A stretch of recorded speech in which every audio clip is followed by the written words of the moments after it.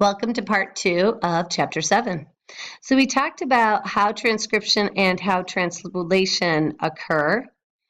And now we're going to focus on how they differ from eukaryotic transcription and translation, which is probably what you have learned in the past. So this should be nothing new. Messenger RNA in bacteria is formed in the cytoplasm. There is no nucleus, so there's no processing needed. But in eukaryotic organisms, we have the nucleus where the messenger RNA is produced, and then to allow it to move into the cytoplasm, we have to protect it because there's a lot of different enzymes that will break down the messenger RNA before it can even be translated. And so what we do is we add a 5' guanine cap and a 3' poly A tail, so adenine tail. So guanine's in the beginning, adenine's at the end. And this does two major things. One, it keeps the proteins from, or it keeps enzymes from being able to break down the messenger RNA as fast, and it helps to stabilize translation.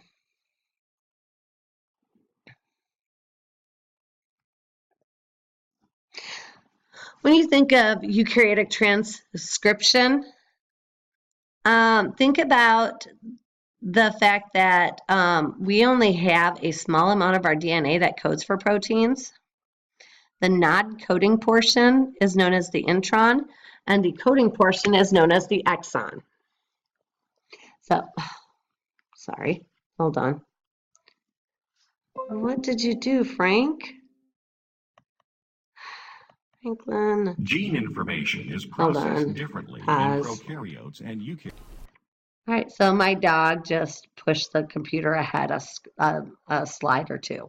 Sorry about that. I fixed it, so now I can go back. So introns are non-coding regions, and the exons are coding regions. I always think of introns like the commercials in a movie. They don't actually have anything to do with the movie, but they do allow us to, do different things like run to the bathroom or get food. So they have functions. The more realistic functions are, they are what are helping to provide the money to pay for the movie that's on the TV show, right? And so the introns, since they don't code, we have to get rid of them. And so we have to take out the introns, splice together the exons, and we have enzymes that do that. They're called ribozymes, and they basically cut out all the introns and then put together only the exons, and then the exons have that guanine cap and poly A tail put on, and the next thing you know, we have this functional messenger RNA molecule that then can move out into the cytoplasm and be translated on the 80S ribosomes versus the 70S ribosomes of our bacteria.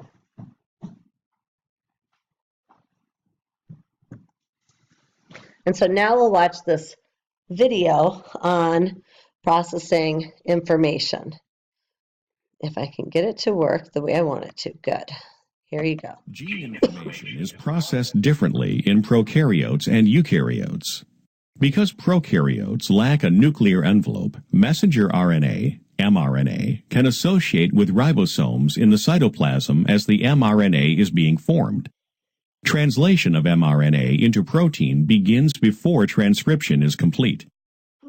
Individual bacterial mRNA molecules often contain transcripts of several genes. By placing genes with related functions on the same mRNA, bacteria coordinate the synthesis of these proteins. These clustered genes are referred to as an operon. Because eukaryotic cells possess a nucleus, their mRNA must be completely formed and must pass across the nuclear envelope before translation. Eukaryotic mRNAs are modified before they are translated. Introns are removed and the remaining exons spliced together. A 5' cap and a 3' poly A tail are added. The processed mRNA travels to the cytoplasm where translation occurs. In contrast to prokaryotic mRNA, eukaryotic mRNA usually specifies only a single protein.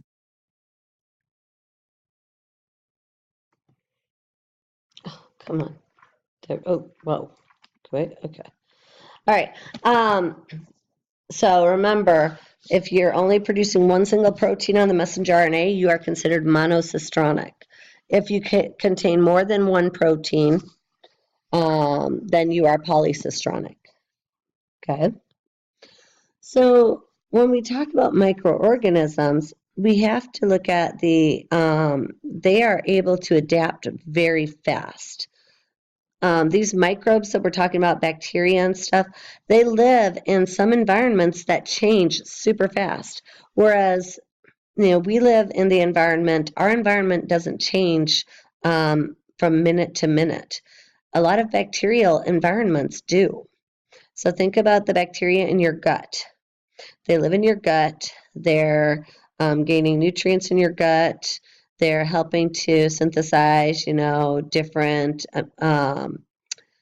vitamins for you. They're breaking down foods. They're doing all these wonderful things. And then you poop. And some of the bacteria that live in your gut come out. When they do, the environment changes drastically. You go from an anaerobic or anoxygenic environment to a fully aerobic environment. The amount of nutrients is going to change as well. I mean, you might go into a moist environment, into water, or a dry environment like on the desert ground, depending on the animal. Does that make sense? And so these animals have to be able to shut down certain pathways and open up other pathways at a moment's notice so that they can survive. That's what it means to be able to adapt super fast. And so one way they do that is that was my dog, by this process called signal transduction, which sends signals out from one cell to see how far the cells can move before they hit another bacterial cell. It allows you to see where the bacteria are with regards to other bacteria and to see how much nutrients is in the environment. Quorum sensing is a mechanism to determine so it's a form of signal transduction that allows you to identify the density of the population. And so one example where bacteria use quorum sensing is in biofilm formation. When you have multiple bacteria and potentially other organisms all living in the same environment, protected by the same gelatinous coat, the bacteria start releasing signals that allow bacteria to produce certain maybe pathogenic chemicals, or they might be able to send signals out to stop white blood cells from attacking, stuff like that. So we talked about Charles Darwin a little when we talked about survival of the fittest and adaptation. What Charles Darwin really looked at, he looked at different organisms, and he noticed that natural selection is a mechanism that allows certain organisms to survive because they are better adapted. So natural selection also plays a role in gene expression. Certain genes are going to express certain characteristics. And depending on the effectiveness of that gene at any given time, it may end up becoming going extinct if it's not effective, or it may become very common. So, down here we're looking at a beaver who is cutting down a log the normal way, and then we have a beaver that all of a sudden got a chainsaw for a hand. Okay. So natural selection doesn't grant organisms what they need always. It's just random.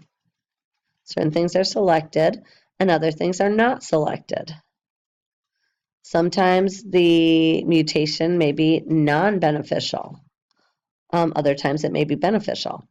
And adaptation does not involve trying. So you shouldn't have to try to adapt to the environment. You should just be adapted. And so there's a beaver trying to, get a chainsaw for a hand, which is, silly, but the idea is there. So one mechanism of natural selection that allows certain pathogens to become or to survive even in the presence of antibiotics and other potential poisonous chemicals is called antigenic variation. So what this does is it allows pathogens to evade the host immune system. And so when our immune system recognizes a pathogen, it immediately becomes active, starts producing antibodies and cytotoxic T cells that will recognize that specific pathogen and attack. So an example, Neisseria gonorrhea has genes for the protein that produces the pili, and it has many different types of the same gene. So if our antibodies or our cytotoxic T cells recognize that pili protein, they're going to attack it, right? But if you change it, then you're not going to be able to, your immune system won't recognize the new pelin proteins.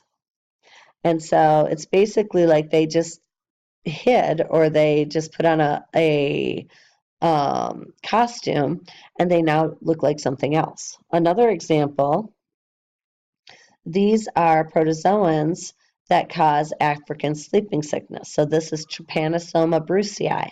They live in the blood, and they can change their surface proteins so that as soon as the immune system recognizes the proteins, they will start to change those proteins. The immune system will kill off any cells that have not been changed, but other cells are going to have changed, and the immune system will not recognize them and not attack. And by the time the immune system recognizes that there's now a new invader, it's already changing again. And so this allows this disorder to survive in the environment, forever, pretty much, unless we come up with some type of mechanism or device that can kill the pathogen without harming our cells and not recognizing those surface proteins. And the problem with that is this species is a prokaryotic is a eukaryotic organism. It's a protozoan. And eukaryotes are very much like us because we're eukaryotic. So we can't attack their plasma membrane. We can't attack their nucleus. We can't attack their protein production because we have the same type. So how do we control gene expression? It can be controlled through different processes. So first, we look at a typical genes, so in bacteria, typical set of genes that work together are found in what we call an operon. An operon is just a group of genes, including the promoter and an operator site, that work together to control gene expression of whatever these structural genes are. We can use positive and negative control to control the genes. And so here's the promoter. At the promoter, this is where RNA polymerase binds. And then this is the operator site. The operator is where proteins that stop transcription from occurring will bind.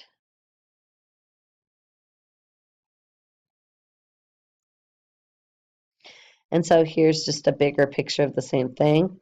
Here's a promoter site. This is where RNA polymerase binds. Operator is where the repressor proteins bind to stop transcription.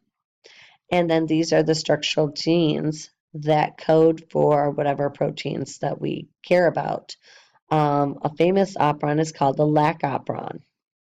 And that's the one we're going to be focusing on in this lecture. So enzymes then are proteins that catalyze reactions. And there are three basic types of enzymes. Constitutive enzymes are enzymes that are constantly being produced because they're needed all the time. So any enzymes working in the metabolic pathway, cell respiration, glycolysis, these enzymes are going to be produced continuously. Whereas inducible enzymes are only produced when we need them, and they're turned off if we don't need them. So we basically have them turned off all the time, and we turn them on when we need them. Whereas repressible enzymes are typically turned on, and we turn them off when we don't need them. So here we have an inducible enzyme we have to turn on, versus a repressible enzyme we have to turn off. Those are the big differences. And so we have two mechanisms of regulation of transcription: negative regulation and positive regulation. So with negative regulation, we actually use proteins called repressor proteins that stop transcription from occurring. Repressor proteins have a region on the protein called an allosteric region where other molecules can bind that can then cause the protein to either attach to or leave the operator site. And so again, we talked about inducer and inducible enzymes and repressible enzymes. In induction, we use a repressor protein that has an inducer that binds to it. So if an inducer binds to the repressor can no longer bind to the operator site, and this causes transcription to occur. With the repressible gene, then the repressor protein is never bound to the operator site unless a co-repressor attaches, allowing the repressor to be able to bind. And so let's look at what this looks like. So here, I love you too, Frankie. Here's an inducer on the top. There we go. We have this RNA polymerase. Here's the inducer. RNA polymerase cannot work unless the repressor is sitting there, unless the repressor has an inducer that binds to the allosteric region. When it does, it causes the repressor protein to leave the operator site, and now transcription can occur. For a repressor, transcription is always occurring unless a co-repressor comes along and binds to the allosteric region, allowing that repressor protein to bind to the operator site and stopping transcription. So in positive regulation, we use activators. So positive regulation uses activators that bind to the operator region. So when an activator binds to the operator region, it allows RNA polymerase to bind. And so here we see an activator. When it's not bound, RNA polymerase can't bind. But when the activator binds, then RNA polymerase can bind and run. So an example of an inducible operon that uses both positive and negative regulation is the lac operon. The lac operon is a series of genes, including the promoter site and the operator site, that produce enzymes that break down lactose. So we have a regulatory gene called the I gene that's near the operator site, and so this codes for the repressor protein. So the repressor protein is available and is bound whenever lactose, whenever lactose is not available. The idea here is we don't need lactose, enzymes to break down lactose if lactose isn't available. That makes no sense, right? And so the only time we'll actually produce the enzymes to break down lactose is if lactose is available and binds to that repressor protein. So here we have the promoter, and here's the operator site. No, Frankie, I'm sorry. He does this every time. So here's the operator site. This is where the repressor protein sits. Here's the promoter site where RNA polymerase has to bind. So if the repressor protein is bound, then RNA polymerase can't run, right? And it's going to be bound all the time in the lac operon unless lactose is available. Then some of the lactose is converted to an isomer called allolactose that binds to the repressor protein, causing the repressor protein to change shape and be unable to bind. This allows RNA polymerase to be able to run. That's the negative regulation. Positive regulation, we also have a protein called CAP. CAP has to bind to the promoter region so that RNA polymerase can bind. So if CAP doesn't bind, then RNA polymerase doesn't bind. But CAP can only bind if levels of cyclic AMP are high enough. So cyclic AMP is going to bind to the CAP, making CAP effective, okay? And so when you think of cyclic AMP, think of a molecule that is going to be more common if glucose is less common. So cyclic AMP helps in production of energy when we don't have enough glucose in our environment. But if there's not, or if there's a lot of glucose in the environment, we don't have to have cyclic AMP. So if glucose is not around, then CAP and cyclic AMP bind, and this makes CAP be able to bind to the promoter region, and then we can break down lactose. So here's an example. This is from a different textbook, but I love it. Here is the active repressor protein.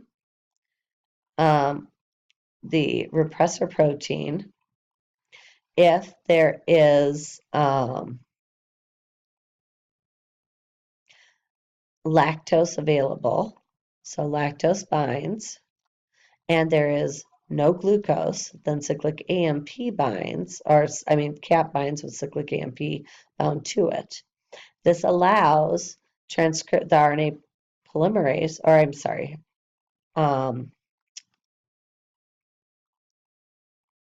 RNA polymerase binds to the promoter region, and nothing's bound to the operator region, so we produce the transcript of the structural genes. But if we have no lactose, then the repressor protein will be bound to the operator site and will stay bound. If there's no glucose, then CAP and cyclic AMP will still bind, allowing RNA polymerase to bind, but that's not going to help anything because the repressor protein's bound.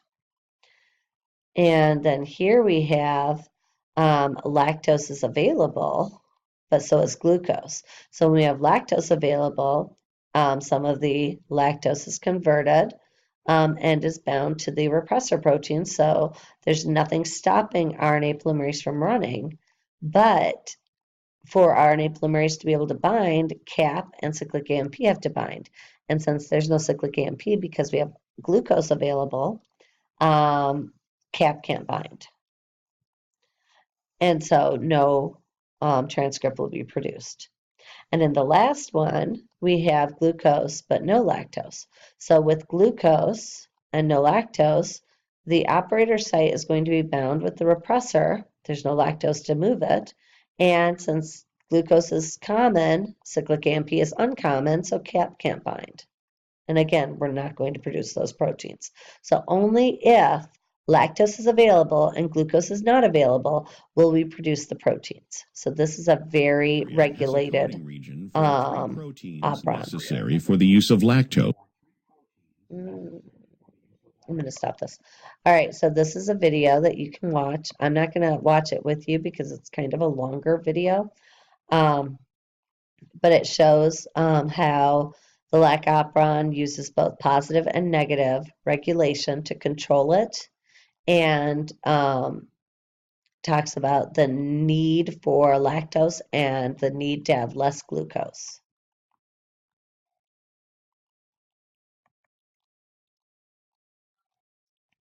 So we know how to transcribe and translate DNA, and we know that in general, transcription and translation are 100% effective and they don't produce any mutations. But we know that mutations do occur, and so what we're going to talk about now is what is a mutation and how do mutations occur and how can we identify mutants. So here we're looking at just a figure I found off of Google. It's showing a cell right here that is not resistant to any drugs.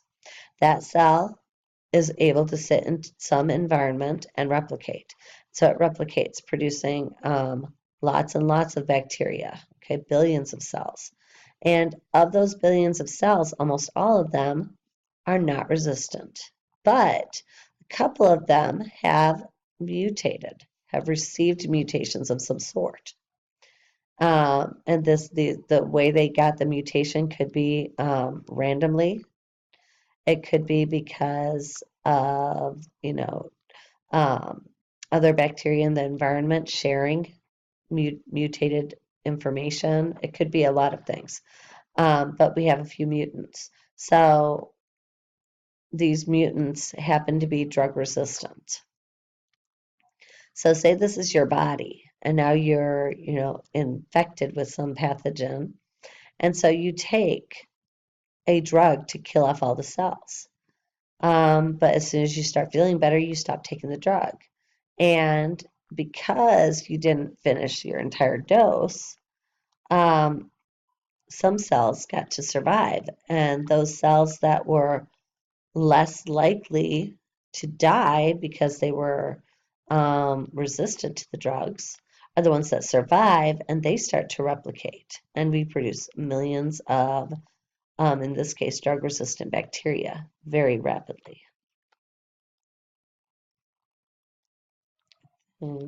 Yeah, that's not what I want to watch. It's a good video, very entertaining, and it talks about how mutations occur, and I'm going to talk about that as well, so don't worry. So mutations can occur both vertically and horizontally. So horizontal gene transfer occurs when you have bacteria within the same generation that are sharing information. So here are two different cells.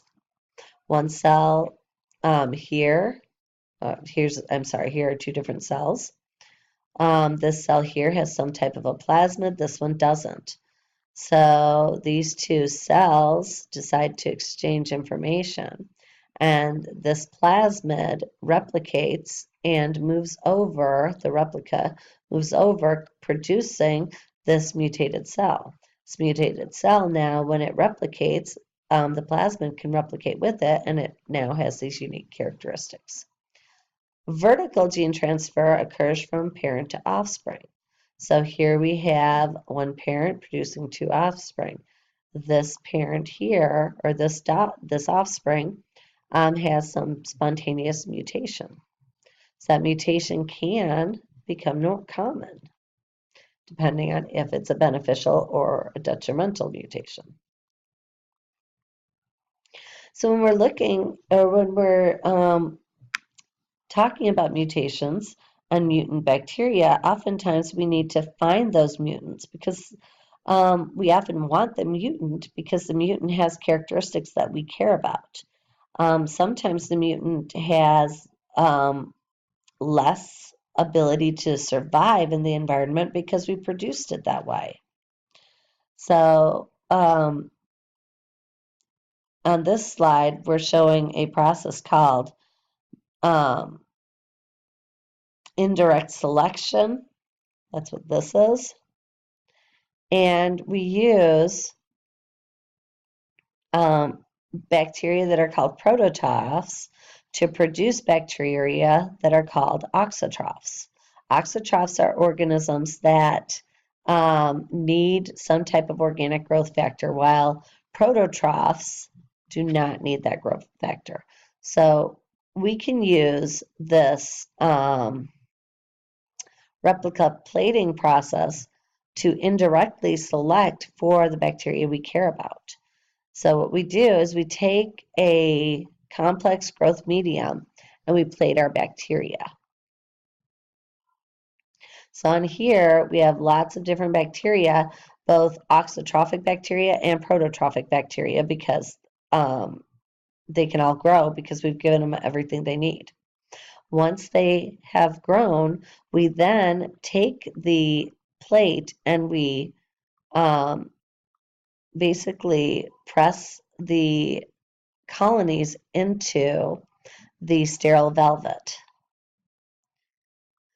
Once we've done that, we now can transfer the colonies from the sterile velvet to a complex, again, nutrient-rich media that will allow for all growth of all bacteria, and then a more selective media that will allow for prototrophs to grow, but not the auxotrophic bacteria.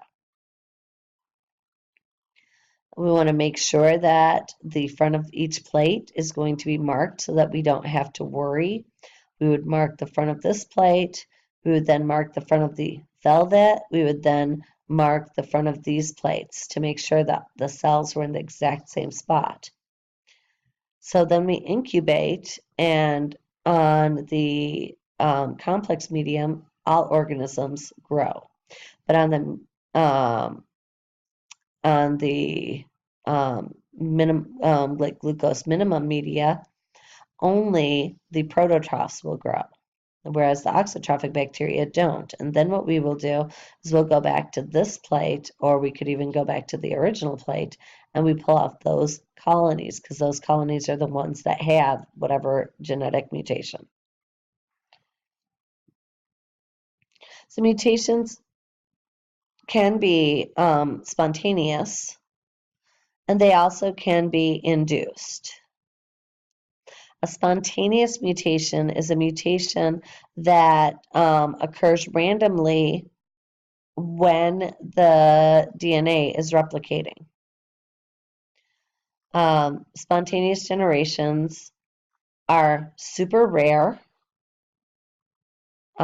because we have DNA polymerase that protects our DNA polymerase when it's moving along, actually will kick out the wrong nucleotide so that you don't have mutations typically occurring. That doesn't mean it's perfect, but it's relatively good.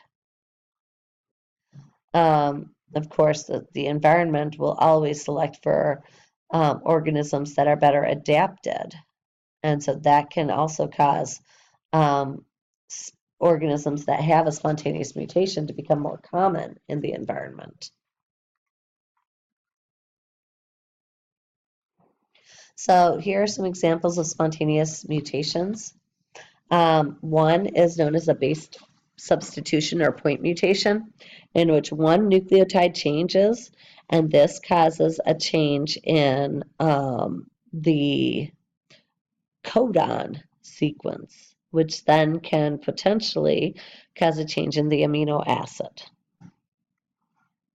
There are 3 types of point mutations or base substitution mutations that we talk about. Silent mutations. Silent mutations occur when the amino acid that we're supposed to code for and the amino acid that is now being coded for on the mutated DNA is the same. And so here we have TGT, and then down here we have UGU. This is the wild type, and this is the amino acid that can be coded for. So here we have TG, and instead of the T, we have a C that was put in there. That codes for UGC. UGC also codes for cysteine. So this is a silent mutation. Here, TGT, and now we have TGG. This codes for UGG, and that is the codon for tryptophan. So in this case, we have a missense mutation. A missense mutation is a mutation in which the wrong amino acid is being coded for. This can cause improper folding of the proteins, and when the proteins aren't folded properly, so now we have a change in the structure. The function is not going to be proper. And the last one is called a nonsense mutation because it codes for a stop codon. So here we have again, TGT is proper, and now here we have TGA. TGA codes for UGA. There's the messenger RNA, and UGA codes for a stop. And so nonsense codons actually code for the stop process. Nonsense mutations, I mean. And so this can cause proteins to be chopped too short, to become non-functional, and that they can't work as effectively. And so here, I have the same information on this that I just talked about. So nonsense mutations are also known as knockout mutations. Silent mutations are the mutations that don't cause any problem with the protein, and missense mutations can cause all kinds of problems because they produce a new amino acid, which changes the bending of the protein.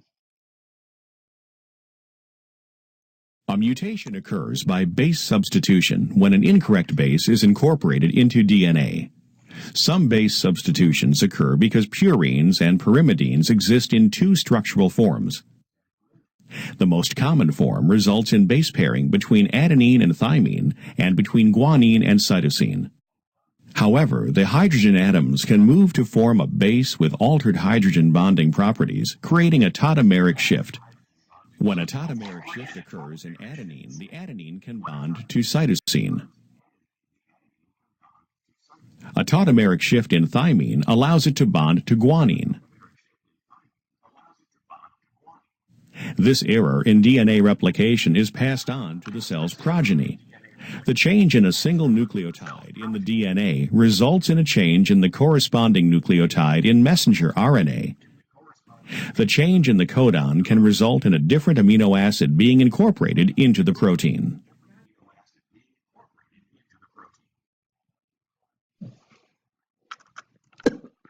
Oh, sorry. Got here and push. Oh, sorry. All right, another type of spontaneous mutation that can occur, so we have an addition or a deletion of a nucleotide, or even more than one. This can lead to frame shift changes. So the reading frame that we read is 3 nucleotides at a time, and if one nucleotide is deleted, then we change the reading frame and it causes problems. So here's an example of spontaneous mutation. Everybody can read this. The cat ate the rat. So if we spontaneously delete the A there, we now have the sentence, the cat tet her at. And there's the cat ate the rat again. And now we'll have an addition mutation where an extra T is put in there. The cat at, eth, era, t. And so anything down from where the mutation occurred is going to be changed. And this can lead to shortening of the protein, because you can produce stop codons easier, as well as misfunctional or dysfunctional proteins. Another type of spontaneous mutation occurs when we have transposons that can move between one DNA strand to another DNA strand. And in bacteria, it can move from one location to another location on the DNA that the bacteria have. It can also move from the actual DNA into the plasmid and from a plasmid into the DNA.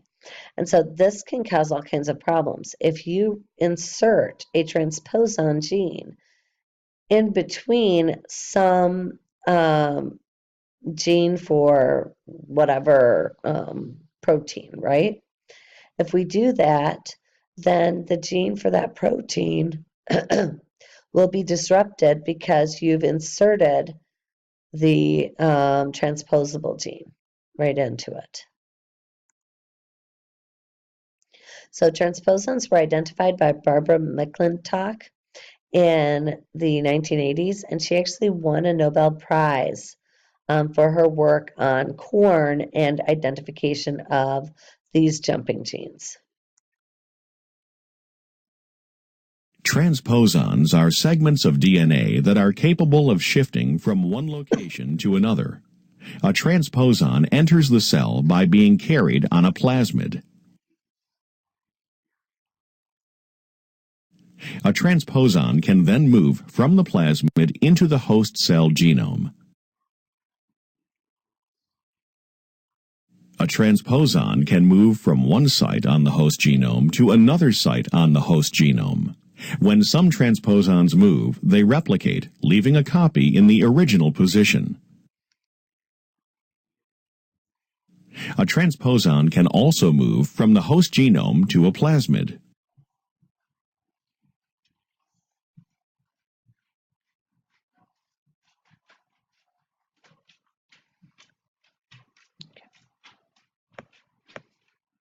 All right. So now we'll talk about induced mutations. I almost fell. An induced mutation is a mutation that occurs because of outside influence. So typically induced mutations occur because we want them to occur. We use some type of chemical that is termed a mutagen, and then we are able to cause a mutation to occur so that we produce bacteria that have certain characteristics. Bacteria that maybe are able to clean up oil spills when they couldn't before. Or we might want to make bacteria resistant to all antibiotics, so we can test new antibiotics on them. So those are examples of why we might do this. When we're looking at chemical mutations, we can use chemicals to cause base substitutions and frame shifts, just like we talked about already. But now we're using chemicals versus spontaneous, versus them occurring spontaneously. These are much more common. So some chemicals, like alkylating agents, add alkyl groups to the nucleotides. And when these alkyl groups are added, these nucleotides no longer bind to their normal molecules. So here we have guanine, which pairs with cytosine. But when guanine receives an alkyl group, because of an alkylating agent, it can sometimes pair with thymine. And so here you see guanine and thymine paired versus guanine and cytosine paired. Base analogs are chemicals that kind of resemble the nucleotides, and they can be incorporated into the DNA by DNA polymerase. And then when they are, they actually don't bind properly. So thymine typically binds with guanine. I'm sorry. Thymine typically binds with adenine. It's a late night, so that's all I could say. But when we instead incorporate 5-bromouracil, which is a base analog, and it resembles thymine, it will bind to cytosine.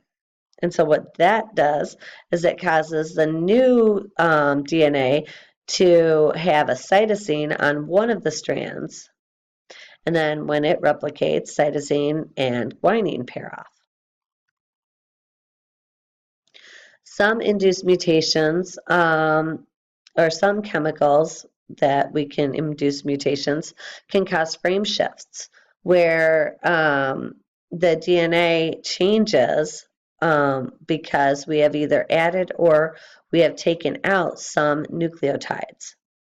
Intercalating agents are examples of agents that cause frame shift mutations. And before I show you that, what happens is the chemical actually moves in between the nucleotides, causes them to spread apart, which allows other nucleotides to come in.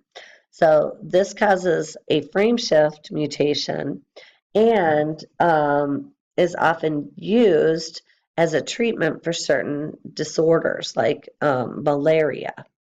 We also use intercalating agents so that we can, so ethidium bromide, I'm underlining because this is the one we normally use, is often used in biotechnology so that we can read electrophoretic gels. And so that's what this is. The ethidium bromide intercalates between the DNA, and then when the DNA settles out, it has this ethidium bromide in it. Ethidium bromide is a huge mutagen that can glow under UV radiation. So radiation is the other induced mutation. We can use radiation to actually break DNA up. So ultraviolet radiation causes thymine dimers. So over here we see two thymine together, and when UV radiation occurs, it causes the thymines to bond together instead of binding to their adenines. This causes big problems because now the DNA can't be read properly and the cell can die. Now, if the cell has repair mechanisms, then we can repair the DNA damage. The other is gamma radiation or X radiation, and this causes large double or breaks in the double strand of DNA, and this can cause lots of deletions to occur, and this can again kill the cell. This table just shows you the different either chemicals or radiations and how they work, okay?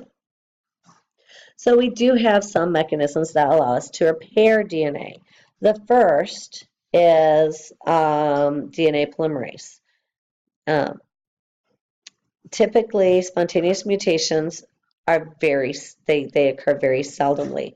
More often, induced mutations occur. So our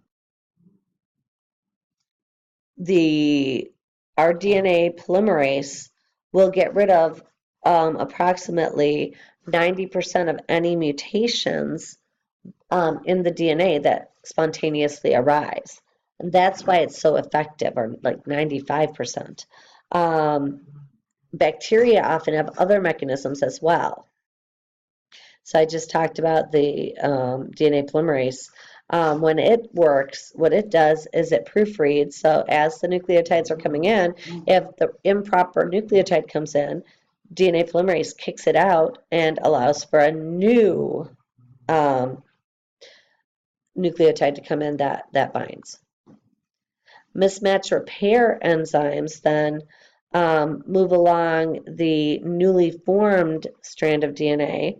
And we know the newly formed from the parental strand because parental DNA has methyl groups attached to it. So this is a methyl group, there's another methyl group. And when we have these methyl groups attached, we know that's the parental strand, that's what it's supposed to look like. And so these mismatch repair enzymes look at the non-parent strand and they look for any potential mutants. If they see a mutant, they'll cut on either side of that mutation and basically pull out that mutant material, and then DNA polymerase can fill in the gap and DNA ligase seals the deal. I'll let you watch this one on your own since this video is getting kind of long. The last thing I'll talk about then is direct selection. I already talked about indirect selection. Indirect selection is how we isolate auxotrophic bacteria from prototrophs. And we use a process called replica plating, where we have the velvet, the sterile velvet that we use to transfer bacteria from a parent plate to two different plates, one with all the nutrients the bacteria need, so a complex medium, and then another that is more selective, that won't allow the auxotrophs to grow. Those cells that don't grow are the ones we select for. Whereas direct selection, we are directly selecting the cells that will grow. So this would be something where we're using like antibiotic resistance. If we have a mutant that has antibiotic resistance, we plate the bacteria that, so like here's a broth containing some normal and some resistant mutants. We plate them on a media containing whatever the mutants are resistant to. Only the cells that grow are the ones that are mutants, that are resistant. And I explained this. This is replica plating.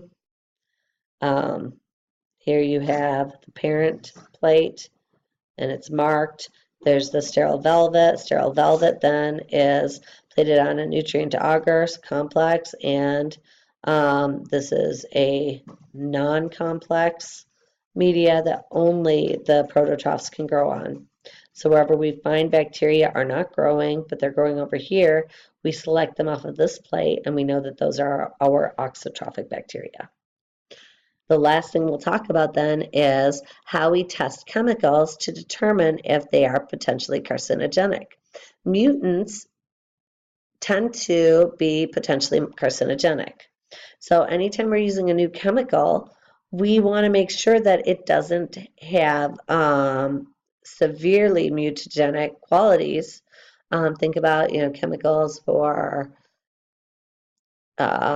cleaning your house, or new chemicals for baby wipes that are on baby wipes, or chemicals that clean your body or that clean out wounds. So if it's brand new, we have to test it before we could put it on the market. And one way to do this is using the Ames test. So it uses direct selection, so only the cells that are growing are what we're looking for. If we have a mutagenic chemical, then the amount of cells that grow will increase versus if it is not mutagenic. The more mutagenic it is, the more cells we produce, the more likely it is also probably carcinogenic. So here's the Ames test. Here we have bacteria that require histidine. Okay, so these are salmonella bacteria that are auxotrophic. They need histidine. They're plated on a glucose salt agar that contains histidine, or that lacks histidine, I'm sorry. Over here, we have the control. Again, we have bacteria that require histidine, same thing, but in this case, we have glucose salt agar that contains the histidine. We then add